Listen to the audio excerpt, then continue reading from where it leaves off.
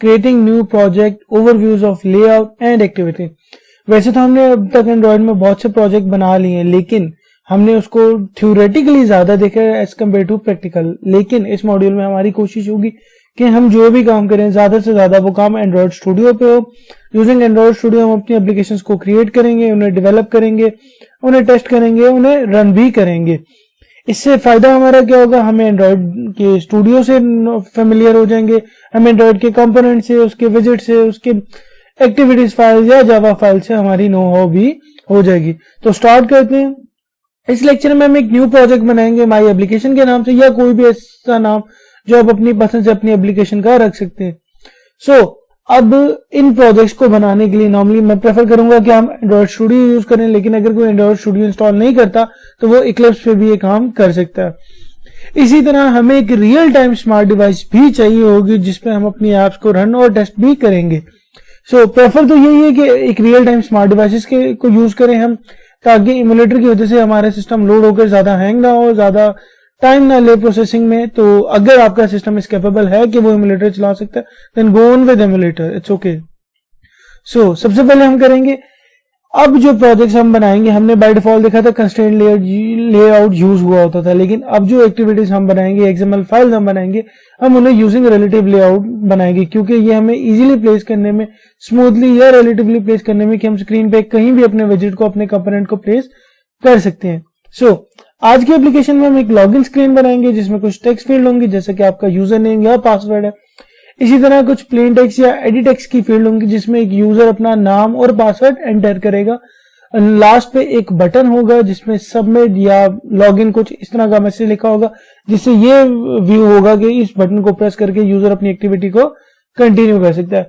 Then हम उसकी activity file में जाकर देखेंगे कि हम डेटा किस तरह से गेट करते हैं, उसको लिखने का क्या तरीका है। सो स्टार्ट करते हैं हमारे एंड्रॉइड स्टूडियो से। सो एज यहाँ पे आप देख रहे हैं, मैंने एंड्रॉइड स्टूडियो की मेन स्क्रीन खोल ली और यहाँ पे मेरे पास मल्टीपल ऑप्शंस है। Start a new Android project, open an existing project. तो हम एक न्यू प्रोजेक्ट से स्टार्ट करते हैं। So let's start with a new project. जैसे कि मैंने आप यहाँ पे जो बाय डिफॉल्ट नाम आ रहा है वो माई एप्लीकेशन है। सपोज मैं इसे माई एप्लीकेशन की जगह माई फर्स्ट एप्लीकेशन नाम इसका लिख देता हूँ, और यहाँ पे मैंने कोई कंपनी डोमेन सेट कर दी है। इसी तरह यहाँ पे एक प्रोजेक्ट की लोकेशन है कि मेरा प्रोजेक्ट इस वक्त किस लोकेशन पे जाके सेव हो रहा है। मैंने इन दोनों को अनचेक रखे क्योंकि मुझे दोनों सपोर्ट्स की जरूरत नहीं है। नेक्स्ट प्रेस करते हैं। अब हम बताएंगे कि हम किस टारगेट डिवाइसेस को टारगेट कर रहे हैं। हम फोन के लिए बना रहे हैं, हम वेयर्स के लिए बना रहे हैं, टीवी या किसी और चीज के लिए बना रहे हैं। तो हम एंड्रॉइड फोन एंड टैबलेट के लिए बना रहे हैं। इसी तरह मैंने यहाँ पे एपीआई लेवल सेट किया है। इस एपीआई लेवल सेट करने का मतलब है कि मेरी एप्लीकेशन इस एपीआई लेवल से लेकर अब तक जो लेटेस्ट एपीआई वर्जन है वहां तक सपोर्ट करेगी। तो मैं 4.0 से स्टार्ट करके इसे नेक्स्ट कर देता हूं। सो अब बात आ जाती है लेआउट एक्टिविटी स्क्रीन चूज करने की, कि मैं किस किस्म की एक्टिविटी बनाना चाह रहा हूं। तो हमने जैसे कि लॉगिन एक्टिविटी बनानी थी, तो हम एक सिंपल स्क्रीन को, एक एम्प्टी एक्टिविटी को सेलेक्ट करते हुए नेक्स्ट करते हैं। अब यहाँ पे वो मुझसे एक्टिविटी का नाम पूछ रहा है। जो बाय डिफॉल्ट नेम आ रहा है वो है मेन एक्टिविटी। इसी तरह उसकी जनरेट लेआउट फाइल भी बनेगी और उसकी बैकवर्ड कंपैटिबिलिटी फाइल भी बनेगी जिसका नाम एक्टिविटी मेन भी होगा। मैं इसे फिनिश कर देता हूँ। It will take a minute or two इंशाल्लाह। जैसे ये कंप्लीट होता है फिर हम फर्दर अपना एंड्रॉइड स्टूडियो में देखते हैं। तो वंस ये फिनिश, ये ग्रेडल बन रहा है। हमारी ये ग्रेडल फाइल तकरीबन कंप्लीट हो चुकी है और उसने मुझे टिप ऑफ द डे, जो कि एंड्रॉइड स्टूडियो हमारी हेल्प के लिए हमें टिप्स दिखाता है, उसने वो हमें दिखा दी। तो मैं इसे क्लोज करता हूँ एंड देखते हैं हमारे पास कौन कौन सी फाइल्स बनी है। तब तक इसका जो ग्रेडल यहाँ पे पाता है वो तब तक रिफ्रेश हो जाएगा। तो हम जाके देखते हैं कि हमारे पास यहाँ एक फोल्डर है ग्रेडल स्क्रिप्ट के नाम से, और इसी तरह हमारे पास यहाँ एक फोल्डर बनेगा ऐप के नाम से। बेसिकली जब भी एक नई एप्लीकेशन बनाएंगे उसमें दो सब ब्रांचेस ये बनेंगी, एक ऐप के नाम से, एक ग्रेडल स्क्रिप्ट के नाम से। ऐप में फर्दर हमारे पास मल्टीपल फोल्डर्स हैं, जैसे मैनिफेस्ट का जिसमें एंड्रॉइड मैनिफेस्ट की फाइल है, जावा का फोल्डर जिसमें जावा एक्टिविटीज है, एंड आरईएस का जिसमें हमारी लेआउट्स या इस तरह की दूसरी फाइल्स पड़ी होंगी। इसी तरह ग्रेडल के इस एप्लीकेशन की ग्रेडल से रिलेटेड जो भी इंफॉर्मेशन होगी वो हम इसमें प्लेस कर देंगे। तो मैं आपको दिखाता चलूं, यहाँ पे ग्रेडल की फाइल भी है हमारे पास। हमने अपनी फिर मेन एक्टिविटी को देखते हैं। हम तब तक इसे सिंक कर देते हैं जब तक हम अपनी एक्टिविटी से नो आउट होते हैं। जैसे इसे मैंने सिंक कर दिया। अब आप ये देख सकते हैं मेरे पास एक मेन एक्टिविटी फाइल बनी है, .java की फाइल जो मैंने स्टार्ट में बना दी थी। इसी तरह मेरे पास एक एक्टिविटी मेन की XML फाइल बनी। इसका डिजाइन व्यू तैयार होने में थोड़ा सा टाइम लगेगा, जब तक हमारा ग्रेडल फिल्ड होगा। हम इसका टेक्स्ट व्यू देख लेते हैं। अब आप यहाँ देख रहे हैं कि बाय डिफॉल्ट यहाँ पे कंस्ट्रेंट लेआउट यूज हुआ हुआ है। इसी तरह कंस्ट्रेंट लेआउट का ओपनिंग और क्लोजिंग टैग है और उसमें ऑलरेडी एक हेलो वर्ल्ड का टैग भी बना हुआ है। सो इसे जस्ट हम बंद कर देते हैं ताकि हम इजीली इसे देख सकें। हमने बात की थी कि अब हम जो भी काम करेंगे रिलेटिव लेआउट में करेंगे, क्योंकि वो ज्यादा हेल्पफुल है हमें कंपोनेंट्स को प्लेस करने में। तो यहाँ पे मैं रिलेटिव लिख देता हूँ, जैसे कि मैंने यहाँ पे RELATI मैंने यहाँ पे रिलेटिव लेआउट लिख दिया।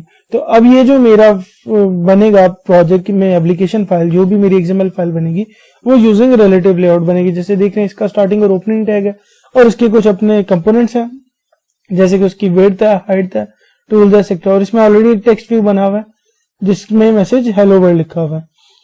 सो अब हम इसे देखते हैं। हम इसका डिजाइन व्यू अब तक हमारे पास आ गया होगा। हम इसके डिजाइन व्यू में चलते हैं और वहां जाके ड्रैग एंड ड्रॉप से करते हैं, क्योंकि कोड की फंक्शनैलिटी से फिलहाल हम बच लेते हैं। हम ड्रैग एंड ड्रॉप करके अपने कंपोनेंट्स को यहाँ पे ले आते हैं। तो यहाँ पे आप जैसे देख रहे हैं इसका ग्रेडल फाइल बिल्ड हो चुका है, इसका डिजाइन व्यू भी हमारे सामने आ गया और यहाँ पे एक हेलो वर्ल्ड लिखा हुआ है। तो मैं इस हेलो वर्ल्ड को अभी सिलेक्ट करके यहाँ पे अपनी व्यू में इसे डिलीट कर देता हूँ। सो हमने यहाँ देखा था हमने हमारी रिलेटिव लेआउट बन चुकी है। अब हम इसमें जाके एक टेक्स्ट व्यू लेकर आते हैं।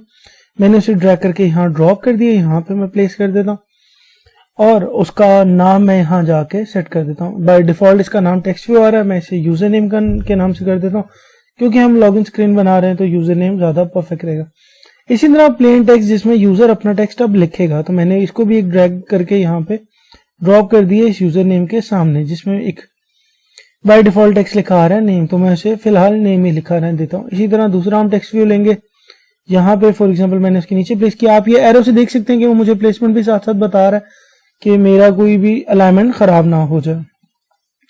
मैंने इसका नाम पासवर्ड सेट कर दिया। इसी तरह एक प्लेन टेक्स्ट की फील्ड उठा के मैंने नेम के नीचे प्लेस कर दी और उसमें बाय डिफॉल्ट नेम लिखा है, तो मैं उसे भी पासवर्ड लिख देता हूँ ताकि यूजर को आइडिया हो जाएगा कि इसमें उसने पासवर्ड लिखना है। अब जैसे आप यहाँ देख रहे हैं यहाँ पे यूजर नेम आ गया, फिर नेम, पासवर्ड एंड देन यहाँ पे भी हमारे पास अभी भी टेक्स्ट व्यू आ रहा है। हम इसे एक मैसेज को चेंज कर देते हैं।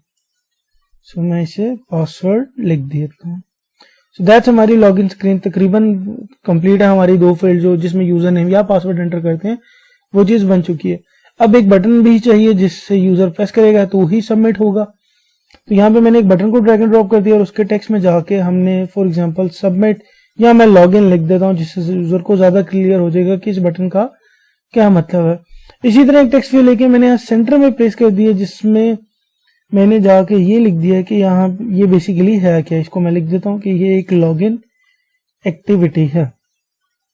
यहाँ पे आप स्क्रीन देख रहे हैं कि एक लॉगिन स्क्रीन तकरीबन बन चुकी है। हमारे पास दोनों फील्ड्स भी आ गई जो यूजर को रिक्वायर होंगी। इसी तरह एक बटन भी आ गया जिसका नाम हमने लॉगिन रखा है। हमने उस बटन का नाम लॉगिन रख दिया है। सो नेक्स्ट हम इसके टेक्स्ट व्यू में जाके देखते हैं कि अब क्या क्या हमारे पास बन चुका है। अब आप यहाँ देख सकते हैं मेरे पास रिलेटिव लेआउट के अंदर एक टेक्स्ट व्यू जिसका नाम यूजर नेम है, जैसे हमने वहां देखा था। इसी तरह एक टेक्स्ट, फिर एक एडिट टेक्स्ट फील्ड है जिसका नाम नेम है और उसकी आईडी एडिट टेक्स्ट है। इसी तरह एक और टेक्स्ट व्यू है पासवर्ड का, उसका भी एडिट टेक्स्ट है।